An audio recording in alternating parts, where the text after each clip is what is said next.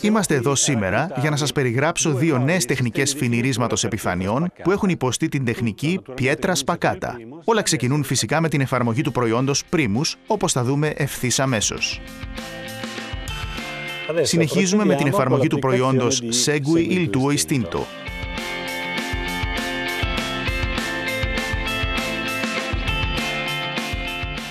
Σε αυτό το σημείο μπορούμε να συνεχίσουμε με την επεξεργασία της επιφάνειας, προσδίδοντάς της έτσι την όψη της φθαρμένης πέτρας, όπως είδαμε σε προηγούμενα σποτ.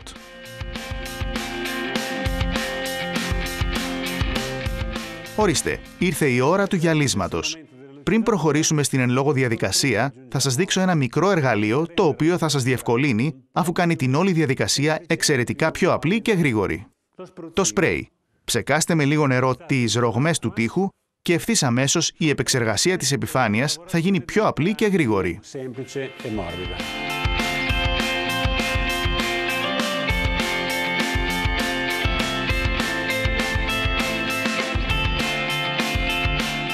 Το σπρέι μπορεί να χρησιμοποιηθεί επίσης για την αποκατάσταση της επιφάνειας του τοίχου.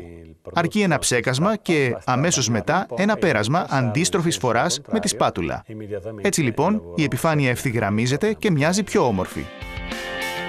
Ορίστε, η επιφάνεια έχει σχεδόν στεγνώσει και ταυτόχρονα έχει αρχίσει να φαίνεται αχνά μια σειρά άσπρων λεκέδων. Ήρθε λοιπόν η στιγμή να προσδώσουμε στον τοίχο μια πιο συμπαγή όψη, που θα χαρίσει στην επιφάνειά μας την απαιτούμενη φωτεινότητα.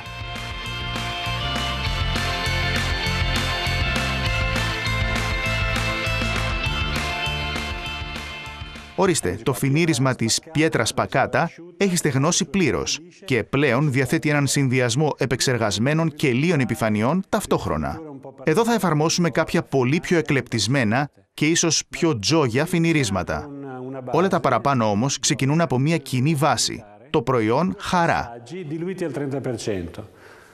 Το εν λόγω προϊόν θα το εφαρμόσουμε αραιωμένο σε ποσοστό 30% και σε δύο χέρια. Διαδικασία εξαιρετικά πιο απλή που σας προτείνουμε ανεπιφύλακτα.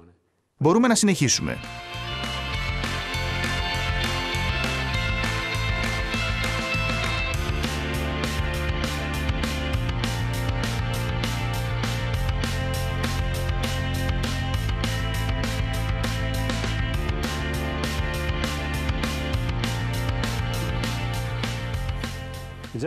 Ήδη έτσι είναι αρκετά όμορφο. Ας του περάσουμε όμως άλλο ένα χέρι, έτσι ώστε να γίνει τελείως ομοιόμορφο. Έτσι λοιπόν, σε αυτή την επιφάνεια Pietra Spacata προσθέσαμε το προϊόν Gioia. Η συγκεκριμένη επιφάνεια έχει κορεστεί πλέον και δεν ρουφάει. Επομένως, τώρα μπορούμε να περάσουμε στη δημιουργία κάποιων ιδιαίτερων χρωματισμών. Σε αυτή την πλευρά θα κάνουμε κάτι πιο απλό, ενώ στην άλλη κάτι πιο δημιουργικό και καλλιτεχνικό, δίνοντάς σας έτσι τη δυνατότητα να αναπτύξετε αυτό που εσείς επιθυμείτε περισσότερο σε χρωματικό επίπεδο. Ας ξεκινήσουμε από εδώ, όπου θα εφαρμόσουμε ένα γκρι χρώμα, το οποίο θα εγχύσουμε στο εσωτερικό των ρογμών της επιφάνειας του τοίχου. Με ένα σφουγγαράκι, επομένως, θα τοποθετήσουμε το χρώμα μέσα στα κενά και με ένα άλλο, το οποίο βρέχουμε προηγουμένως, μαζεύουμε όλα τα περισσεύματα που κάθισαν στο λίο μέρος της εν λόγω επιφάνειας.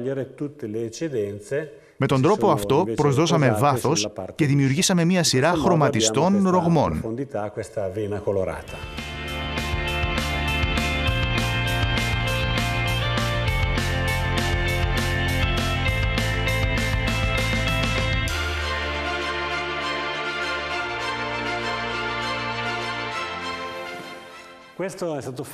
Η διαδικασία ήταν εύκολη. Ένα ωραίο γκρι χρώμα, μια σειρά ρογμών και κομμάτια λευκού χρώματος.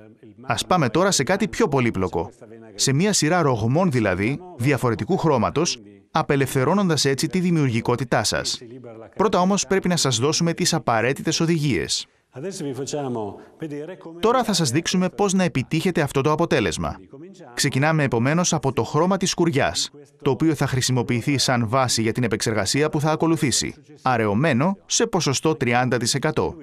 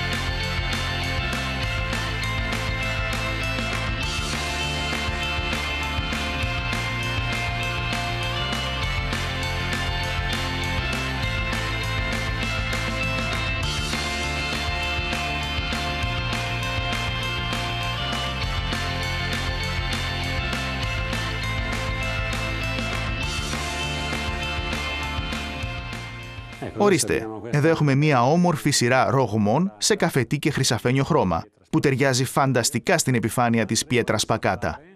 Τώρα όμως, ας πάμε να δημιουργήσουμε μία μαύρη ρογμή. Εδώ χρειάζεται λίγη ικανότητα και πολύ προσοχή. Αρχικά τοποθετούμε το χρώμα και, στη συνέχεια, με ένα βρεγμένο σφουγγάρι, το αφαιρούμε, έτσι ώστε να προσδώσουμε στην επιφάνειά μας την αίσθηση μιας ρογμής που διατρέχει τον τοίχο.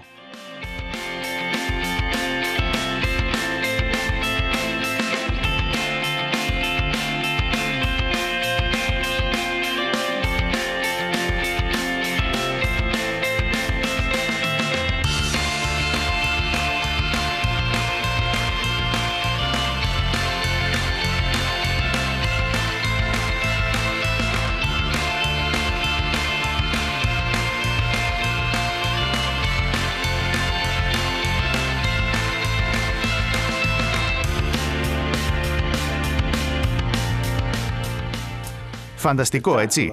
Εδώ εισχωρούμε στα χωράφια της τέχνης. Όμως, όπως θα διαπιστώσατε κι εσείς οι ίδιοι, δεν είναι κάτι το εξαιρετικά δύσκολο.